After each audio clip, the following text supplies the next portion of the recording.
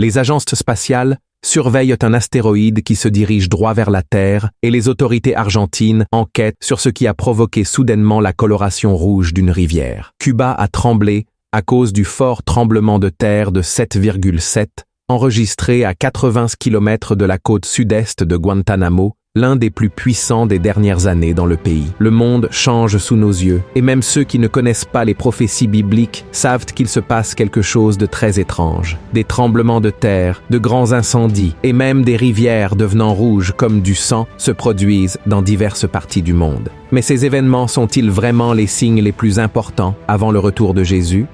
Souvent, nous sommes tellement concentrés sur ce qui se passe dans le monde que nous ne remarquons pas quelque chose d'encore plus préoccupant.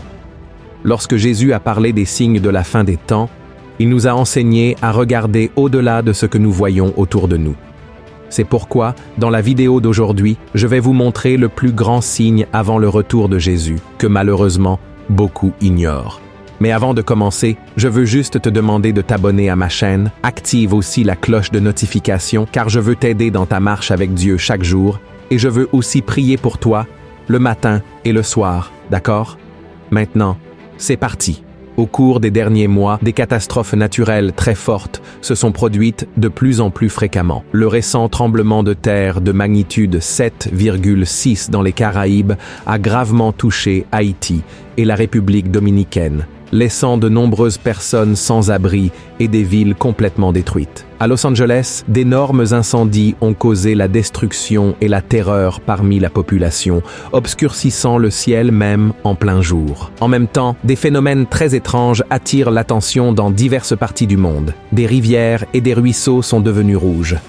En Argentine, un ruisseau dans la ville de Buenos Aires a pris cette couleur, et en Indonésie, quelque chose de très similaire s'est produit. Qu'est-ce qui pourrait causer tout cela? S'agit-il seulement de phénomènes naturels? La Bible nous invite à être vigilants face aux signes. Jésus, en aucun cas, n'a donné une date spécifique, mais il a dit que, à mesure que les signes se rapprochent, nous devons être très attentifs, car il est très proche de revenir. Dans Luc 21:11, Jésus a dit qu'il y aurait de grands tremblements de terre, des famines et des maladies en plusieurs endroits, ainsi que des choses effrayantes et de grands signes dans le ciel. Et en effet, les signes dans le ciel se sont considérablement multipliés récemment.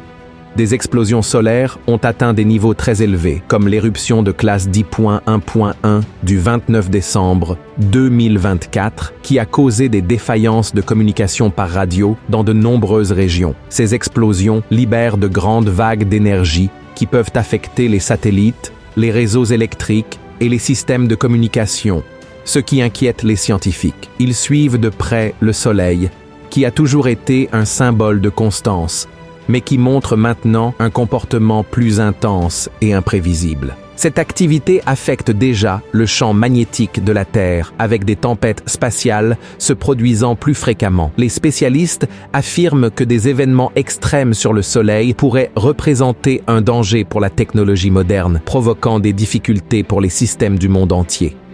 Le livre de Joël 2:31 dit que le Soleil se changera en ténèbres et la Lune deviendra rouge comme du sang avant l'arrivée du grand et terrible jour de l'Éternel. Ce verset a toujours été interprété comme symbolique, mais et si nous en voyions l'accomplissement sous nos yeux? Ces dernières années, nous avons vu le phénomène de la lune de sang, qui se produit lorsque l'éclipse lunaire colore la lune d'une teinte rouge. Cela se produit de plus en plus fréquemment et coïncide toujours avec des moments historiques importants, comme des guerres et des changements politiques. De plus, en avril 2024, une éclipse solaire a traversé les États-Unis, passant par plusieurs États et attirant l'attention du monde entier en raison de sa rareté et de son caractère impressionnant. Pendant ce temps, quelque chose de très curieux se passe avec le champ magnétique de la Terre. Des études montrent que les pôles magnétiques se déplacent plus rapidement que jamais, et les effets de cela sont encore inconnus. Depuis les temps anciens, les événements dans l'espace ont toujours été considérés comme des signes de changement importants. À l'époque de la Bible, les étoiles filantes, les lunes rouges et les jours d'obscurité étaient considérés comme des avertissements de Dieu. Aujourd'hui, nous voyons des météores illuminer le ciel comme en plein jour, des aurores boréales apparaître dans des endroits inattendus et des changements mystérieux dans l'espace qui intriguent les scientifiques et les chercheurs. Mais au-delà des signes dans le ciel, nous percevons des changements plus subtils, mais tout aussi importants et marquants que les autres. Des choses qui étaient autrefois fermes et sûres sont maintenant remises en question, modifiées ou même réduites au silence. Ce qui est le plus inquiétant, ce n'est pas que la société ne veuille pas servir Dieu, mais que la plupart des gens acceptent tout cela en silence. Ils ne veulent pas poser de questions, ni s'opposer. Nous vivons une époque où la vérité semble être constamment modifiée.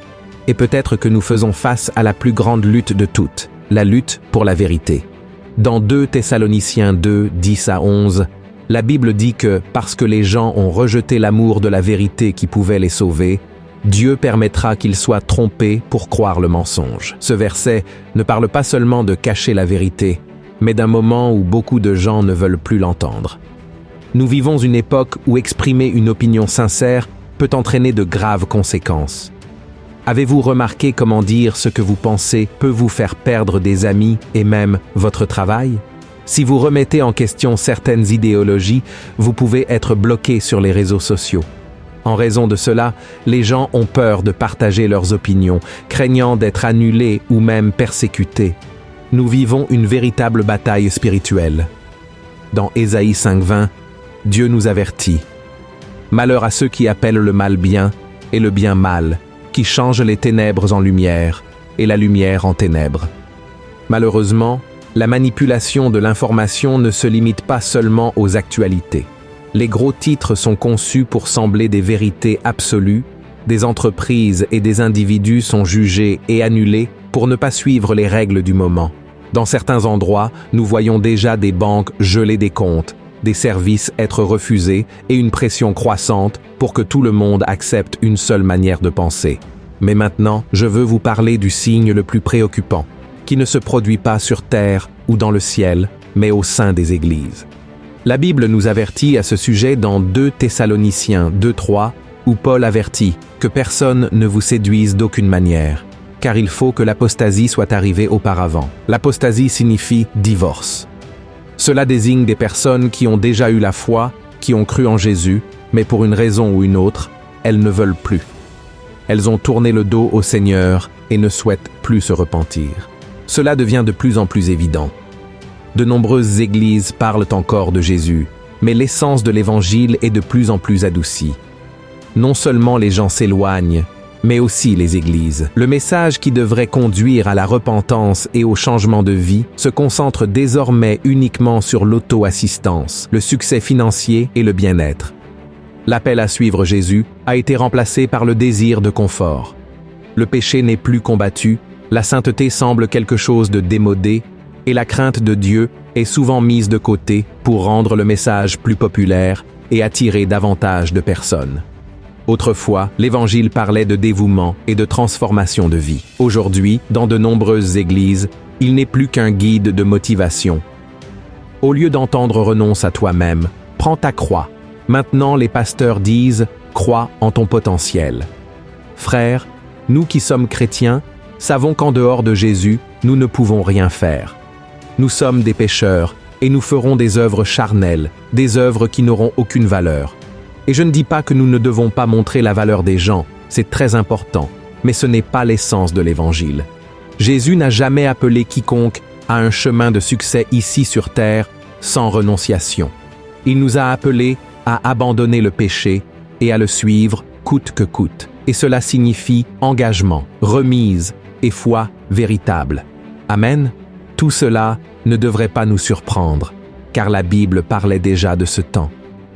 Dans 2 Timothée 4:3 à 4, il est écrit « Car il viendra un temps où les hommes ne supporteront pas la saine doctrine, mais ayant la démangeaison d'entendre des choses agréables, détourneront l'oreille de la vérité et se tourneront vers les fables. » Regardez ça, frères, nous vivons vraiment à une époque où beaucoup ne veulent entendre que ce qui les fait se sentir bien. Et il existe, bien sûr, un mouvement à l'échelle mondiale qui tente de changer le christianisme en affaiblissant ses vérités. L'idée que toutes les religions mènent à Dieu s'est répandue rapidement et l'œcuménisme cherche à effacer les différences essentielles de la foi. Face à tout cela, je veux te poser cette question. Où en est ta foi ? Est-elle fondée sur la parole de Dieu ou a-t-elle été modelée par des discours qui changent la vérité? Jésus nous a avertis que beaucoup se détourneraient sans même s'en rendre compte, et peut-être vivons-nous justement ce temps. L'appel à se réveiller est maintenant. Si ce message t'a touché, partage-le dans les groupes WhatsApp. Je vais laisser ici 2 vidéos à choisir. Choisis l'une d'entre elles pour être édifié. Que Dieu te bénisse puissamment. Un grand abrazo.